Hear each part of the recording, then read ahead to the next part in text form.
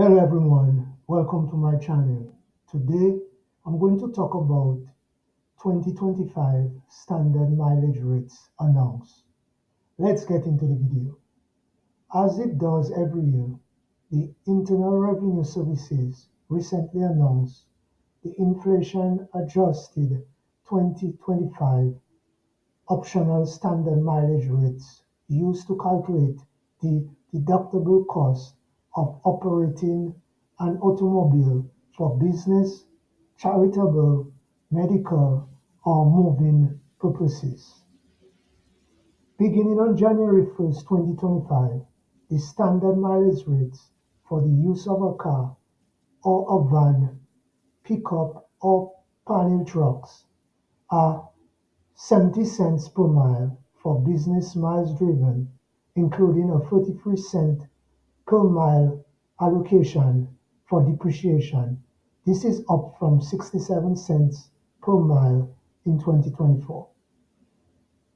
21 cents per mile driven for medical, down from 22 cents per mile, same as 2024, and 14 cents per mile driven in service of charitable organizations. The business standard mileage rate is based on an annual study of the fixed and variable cost of operating an automobile. The rate for medical and moving purposes is based on the variable cost as determined by the same study.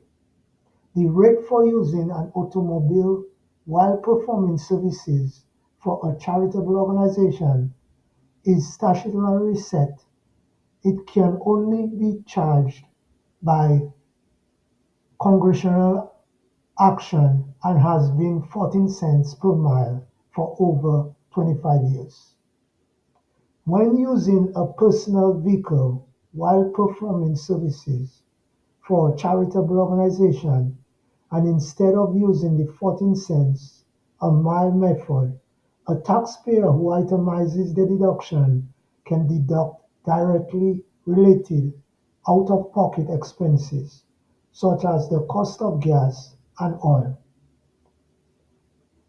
However, the expenses of general repair and maintenance, depreciation, registration fees, or the cost of tires or insurance ain't deductible.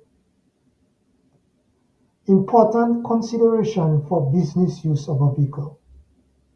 Taxpayers always have the option of calculating the actual cost of using their vehicle for business rather than using the standard mileage rates.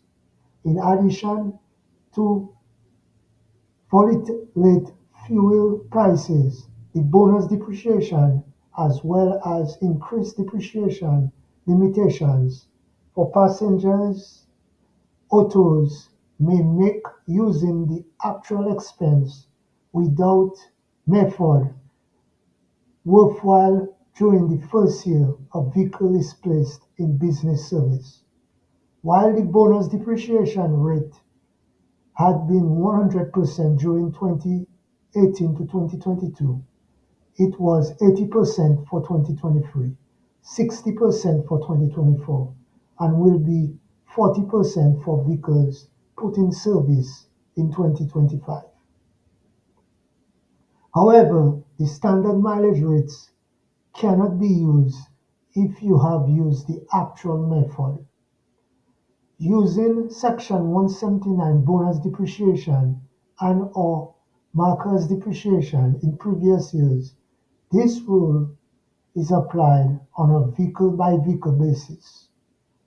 In addition, the business standard mileage rate cannot be used for any vehicle used for hire or for more than 4 vehicles simultaneously.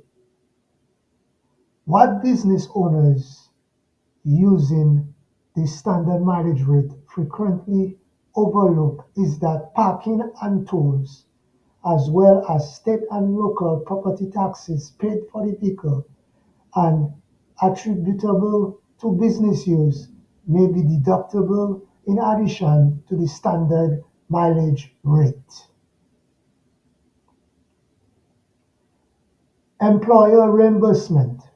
When employers reimburse employees for business-related car expenses using the standard mileage allowance method for each substantiate employment-connected business mile, the reimbursement is tax-free if the employee substantiates to the employer the time, place, mileage, and purpose of employment connected business travel. The Tax Cuts and Jobs Act eliminated employee business expenses as an itemized deduction effective for 2018 through 2025. Therefore, during these years, employees may not take a deduction on their federal returns for unreimbursed employment-related use of their autos, light trucks, or vans. However, self-employed taxpayers can still deduct the business use of a vehicle, regardless of whether the standard mileage rate or actual expense method is used.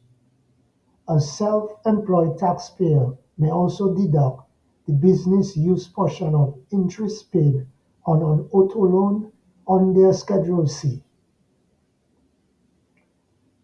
Faster write-offs for heavy sport utility vehicles. Many of today's SUVs weigh more than 6,000 pounds and are therefore not subject to the limit rules on luxury auto depreciation. Taxpayers with these vehicles can utilize both the Section 179 expense deduction up to a maximum of 41,300 in 2025 and the bonus depreciation. The Section 179 deduction must be applied before the bonus depreciation to produce a sizable first-year tax deduction. However, the vehicle cannot exceed a gross unloaded vehicle weight of 14,000 pounds. Caution: business autos are 5-year class-like property. If the taxpayer subsequently disposes of the vehicle before the end of the 5-year period, as many do, a portion of the Section 199 expense deduction will be recaptured and must be added back to the taxpayer income. Self-employment income for self-employed individuals. The future ramification of deducting all or a significant portion of the vehicle's cost using Section 179 should be considered. If you have any questions related to the best method of deducting the business use of your vehicle or the documentation required, please contact a tax professional. Thanks for watching this video and do not forget to subscribe to my channel.